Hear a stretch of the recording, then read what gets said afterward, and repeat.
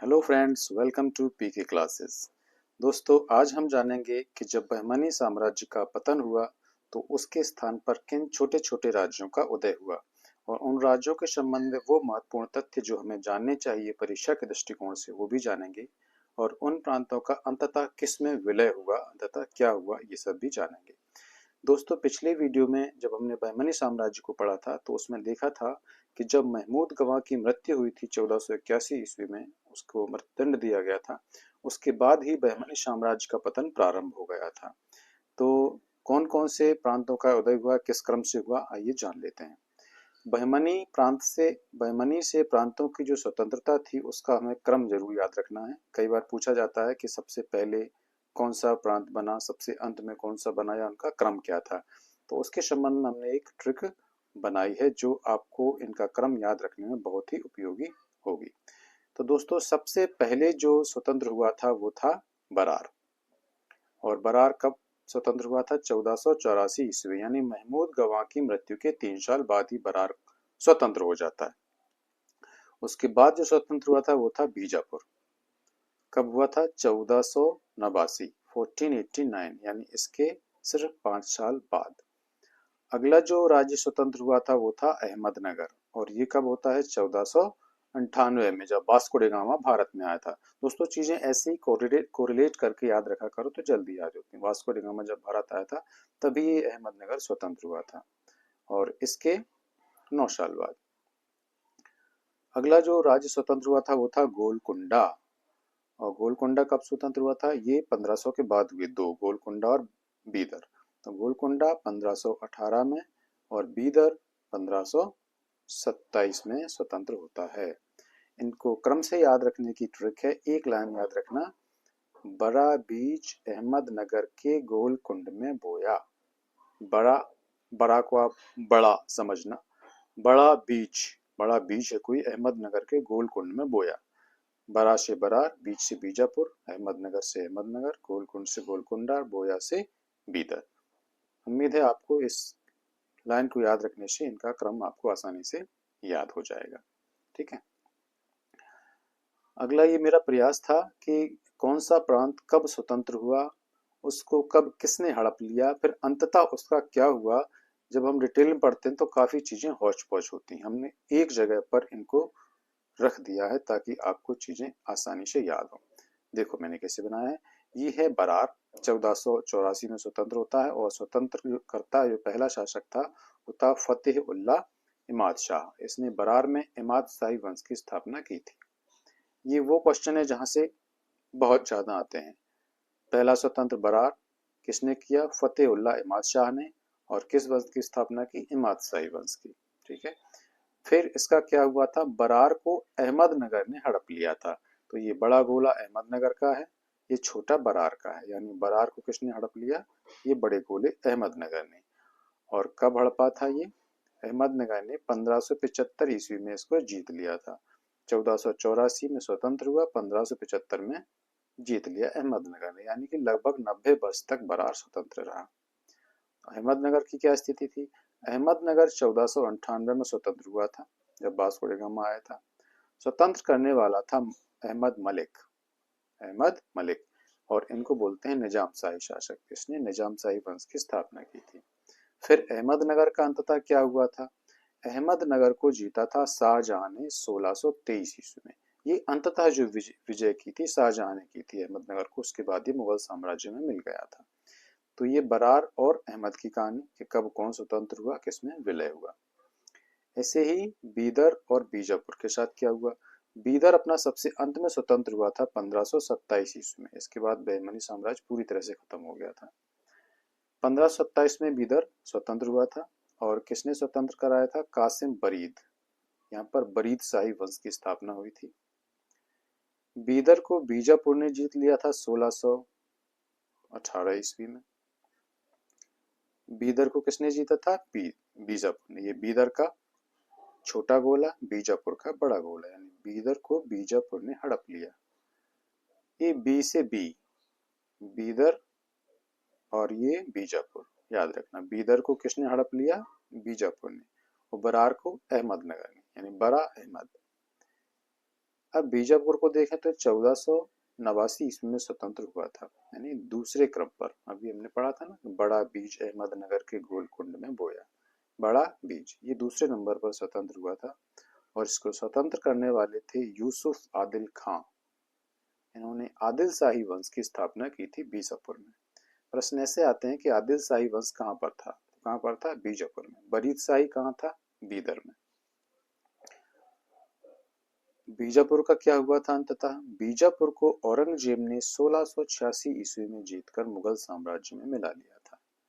तो ये in diagram से समझने में आपको काफी आसानी हो जाएगी। अंततः गोलकुंडा को पढ़ते हैं। गोलकुंडा स्वतंत्र हुआ था 1518 ईस्वी में और इसको स्वतंत्र करने वाले थे कुली कुतुब शाह। इन्होंने गोलकुंडा में कुतुब शाही वंश की स्थापना की थी। गोलकुंडा का अंततः विलय औरंगजेब ने 1687 ईस्वी में मुगल साम्राज्य में किया था, यानी बीजापुर के एक साल बाद। बीजापुर का विलय किया 1686 में, गोलकुंडा का 1687 ईस्वी में।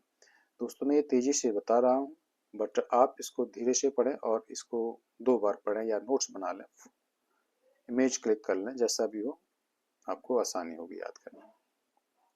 अब हम इनको पढ़ते हैं थोड़ा सा डिटेल में। बरार 1484 में स्वतंत्र, 1575 में इसका विलय हुआ था, लगभग 90 वर्ष। कुछ पुस्तकों में यहाँ भी 1574 ही मिलता है, तो आप लगभग 90 वर्ष ही मानना। बहमनी साम्राज्य से अलग होने वाला ये पहला राज्य था, याद ही होगा, अभी बताया था। और इसको स्वतंत्र कराने वाले थे फतेह उल्लाह इमाद शाह। इन्होंने इमाद शाही वंश की स्थापना की थी। इसको अंततः 1575 में अहमदनगर ने हड़प लिया था। बस इसके बारे में इतना ही याद रखना है, जो हमने डायग्राम में बताया था उससे ज्यादा इसमें भी कुछ नहीं है। बीजापुर का थोड़ा डिटेल में पढ़ेंगे, क्योंकि बीजापुर एक ऐसा राज्य था जो इन स्वतंत्र हुए राज्यों में सबसे लंबे समय तक चला था, लगभग 200 वर्ष। 1489 से 1486 ईस्वी तक ये स्वतंत्र रहा, यानी लगभग 200 वर्ष तक। और बीजापुर का जो साम्राज्य था वो काफी फला फूला। तो देखते हैं यहाँ के कौन महत्वपूर्ण शासक हुए और क्या कुछ घटनाएं हुई। यूसुफ आदिल खां, इन्होंने बीजापुर की स्वतंत्रता की स्थापना की थी और आदिल शाही वंश की नींव डाली। आदिल खां, इनके नामों में आदिल शब्द जरूर मिलेगा, तो आदिल शाही वंश की स्थापना की थी, इसे आपको याद रहेगा। ये स्वयं को तुर्की के ऑटोमन साम्राज्य का वंशज मानते थे। अगर आपसे पूछ लिया जाए कि दक्षिण भारत में कौन सा प्रांत स्वयं को तुर्की के ऑटोमन साम्राज्य का वंशज मानते थे, तो बीजापुर के सुल्तान। इनका जो अगला सुल्तान हुआ था वो इब्राहिम आदिल शाह। ये पहला सुल्तान था बीजापुर का जिसने शाह की उपाधि धारण की। देखो यूसुफ आदिल खां लिखा हुआ था, यूसुफ आदिल खां लिखा हुआ था, और इसके में क्या जुड़ा है? इब्राहिम आदिल शाह, यानी ये पहला सुल्तान था जिसने शाह की उपाधि धारण की। इसने दक्कनी उर्दू यानी हिंदवी को राजभाषा बनाया। ये दक्कनी उर्दू क्या है? दक्कनी उर्दू है दोस्तों, उर्दू और हिंदी के बीच का समय जो भाषा प्रचलित थी वो दक्कनी उर्दू या हिंदवी कही जाती थी। यानी वो संक्रमणकालीन समय जब उर्दू से हिंदी का विकास हो रहा था, ये वो समय है, उसको नाम दिया गया था हिंदवी। तो इब्राहिम आदिल शाह के समय हिंदवी को राजभाषा बनाया गया था। अगला शासक जो महत्वपूर्ण शासक था वो अली आदिल शाह। इसको हम क्यों याद रखते हैं कि इसका जो विवाह हुआ था वो अहमदनगर की राजकुमारी चांद बीबी से हुआ था। चांद बीबी को अभी हम डिटेल में पढ़ेंगे। अहमदनगर की राजकुमारी चांद बीबी का विवाह बीजापुर के अली आदिल शाह से हुआ था और इनका जो शासनकाल था 1558 से 1560 ईस्वी तक, 1580 तक। 1580 ईस्वी में आदिल शाह की मृत्यु हो जाती है। अगला जो महत्वपूर्ण शासक था, और ये इस बीजापुर का सबसे महत्वपूर्ण शासक है, इब्राहिम आदिल शाह द्वितीय, इसलिए इसके बारे में सभी तथ्य याद रखना। ये बीजापुर का 6वां शासक था, इब्राहिम आदिल शाह द्वितीय।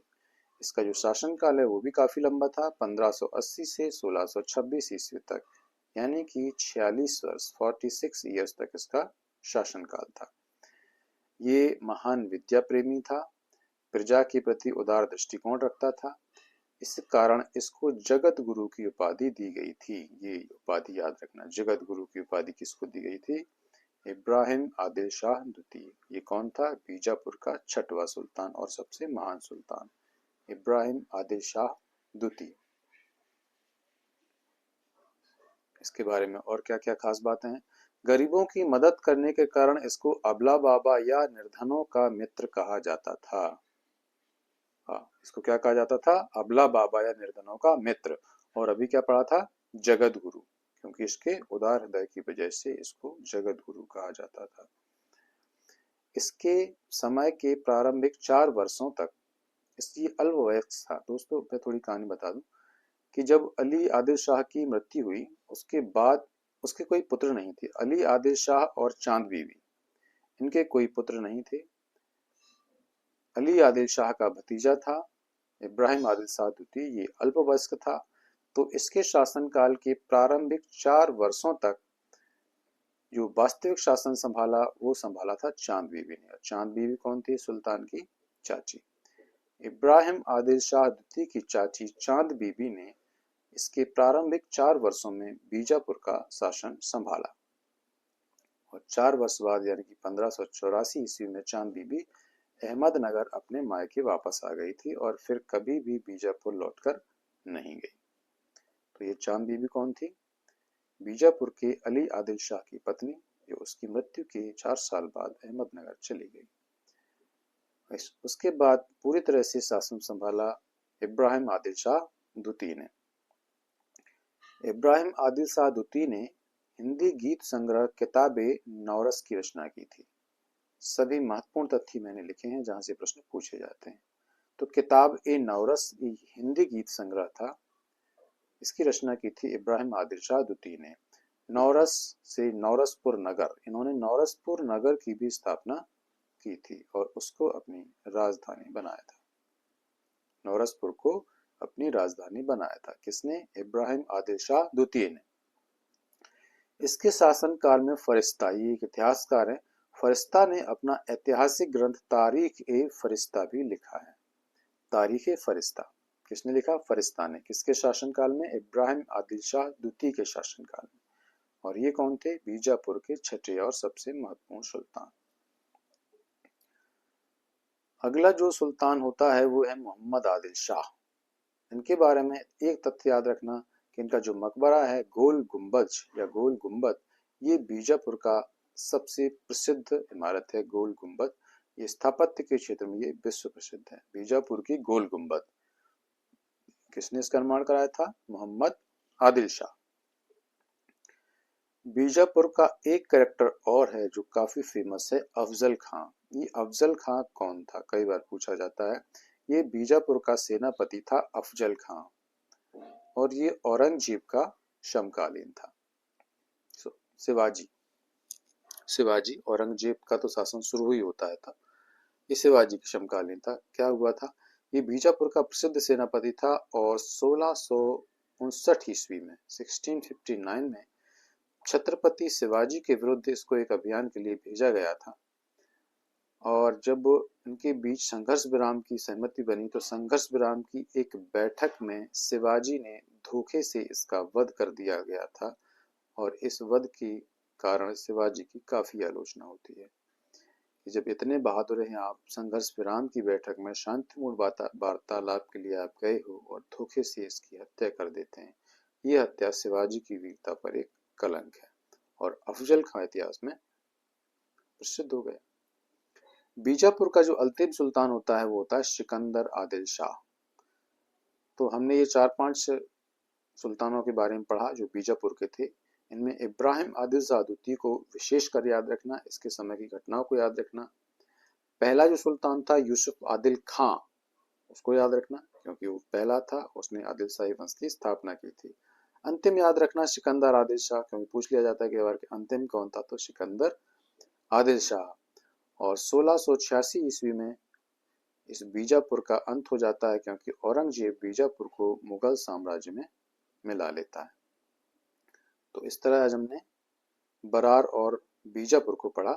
बाकी के 3 राज्यों को हम अगले वीडियो में पढ़ेंगे क्योंकि वो काफी लंबा हो जाएगा, फिर आप बोर हो जाओगे क्योंकि ये टॉपिक थोड़ा सा क्लिष्ट लगता है, ठीक है। तो वो हम सेकंड पार्ट में पढ़ेंगे, इसको आप पढ़िएगा, नोट करिएगा। सिर्फ परीक्षा के दृष्टिकोण से इम्पोर्टेंट तथ्यों को शामिल किया है, क्रमबद्ध सजाया है, हमने डायग्राम से भी समझाने का प्रयास किया है। उम्मीद है आपको काफ़ी हेल्पफुल होगा। तो वीडियो को लाइक कीजिए, चैनल को सब्सक्राइब कीजिए, दोस्तों को शेयर कीजिएगा। दोस्तों पढ़ते रहिएगा, खुश रहिएगा। मिलते हैं सेकंड पार्ट में। Thank you.